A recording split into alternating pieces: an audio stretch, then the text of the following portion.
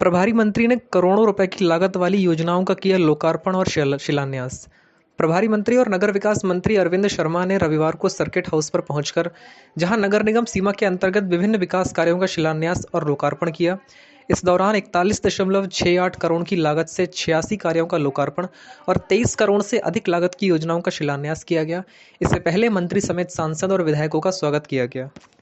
सभी हमारे MP आर्या साहब, DC वर्मा साहब, संजीव अग्रवाल साहब सभी लोग विराजमान हो गए हैं। सांसद नरेंद्र कश्यप ने, हमारे हेमंत सिंह, महाराज सिंह जी मंच पर विराजमान है, आपका भी स्वागत अभिनंदन है। वीर सिंह जी हमारे आवास से कृपया करके आए और चाबी प्राप्त करें। माया देवी आ जाए और हमारी मंत्री जी से ये चाबी प्राप्त कार्यों का या तो लोकार्पण हुआ है या शिलान्यास हुआ है।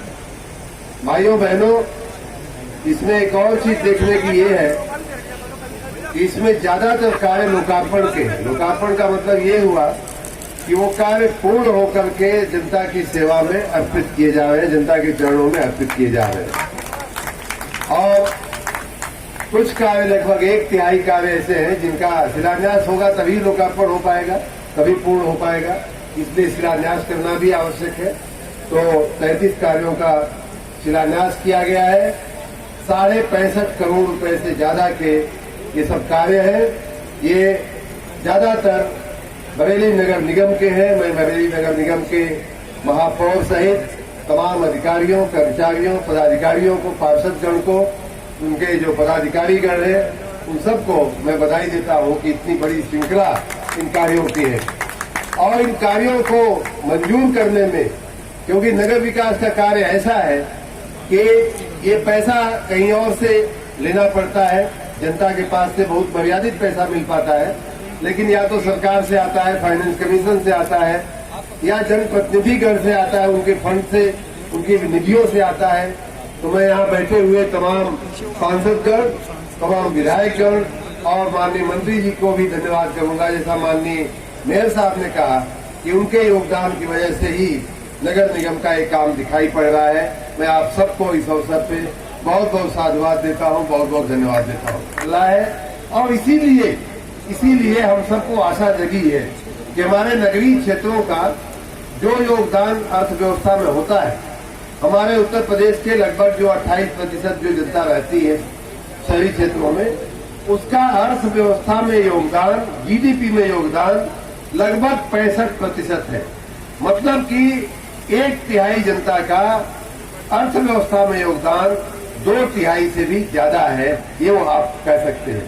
तो ऐसी जगह का, ऐसे जो हमारे विकास के केंद्र है, ऐसे जो हमारे ग्रोथ के सेंटर है, उनमें स्वाभाविक रूप से हमें ज्यादा काम करना होगा, उनके विकास में ज्यादा ध्यान देना होगा, जिससे कि शायद उनका विकास में जो योगदान है और भी ज्यादा बढ़ सके। इनका बड़ा नाम लिया जा रहा था कि अरे उमेश जी आए हैं, बड़े बरेली में काम करा रहे हैं।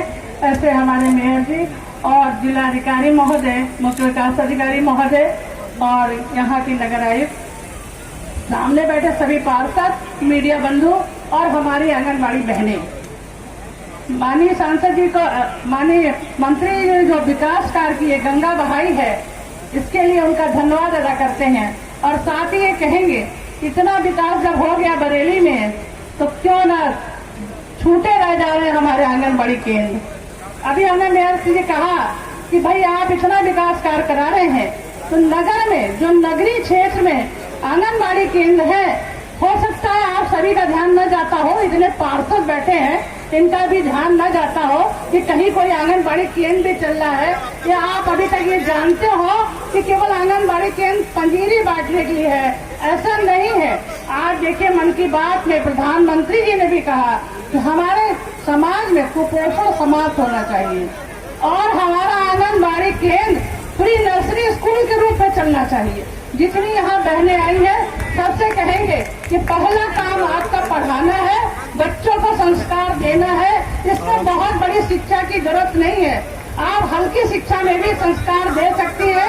आप गाना गाकर भी बच्चों को सिखा सकती हैं। बहुत सारे लोगों ने कहा आंगनबाड़ी बहनें तो ज्यादा पढ़ी लिखी नहीं होती हैं, वो कैसे संस्कार देंगी। तो हमने कहा बिना पढ़ी लिखी माँ अपने बच्चे को IAS बना सकती है, तो हमारी आंगनबाड़ी बहन क्यों नहीं सिखा सकती, क्यों नहीं कुपोषण समाप्त कर सकती है। तो हम ये जो जरूर कहेंगे, जितने लोग भी यहाँ बैठे हैं सभी लोग जरा ध्यान आकर्षण करिएगा कि कहाँ आपके क्षेत्र आंगनबाड़ी केंद्र है, क्योंकि वहाँ पढ़ने वाला गरीब बच्चा जो अच्छे स्कूल में नहीं जा सकता, वो भारत की नींव है और हमें उस पर ध्यान देना है, उसको संस्कारवान बनाना है। गवर्नमेंट की सुविधा है कि हर आंगनबाड़ी केंद्र में उसको पढ़ाया जाए, संस्कार दिए जाए। साथ ही हमारे वन मंत्री जी भी बैठे हैं, उन्होंने कहा हर आंगनबाड़ी केंद्र में सहजन का पौधा लगाया जाएगा। देंगे तो हम आपके बरेली, पूरे बरेली शहर की तरफ से आपके आभारी और कृतज्ञ रहेंगे। मैं आप सभी का, जितने लोग यहाँ हैं, सबका पुनः धन्यवाद करते हुए आप ऐसा ही अपना आशीर्वाद बनाए रखिए। मैं आपसे वादा करता हूँ कि बरेली इसी तरह विकास के रास्ते पर सरपट दौड़ता रहेगा। आप सबका बहुत बहुत धन्यवाद। जय हिंद, जय भारत।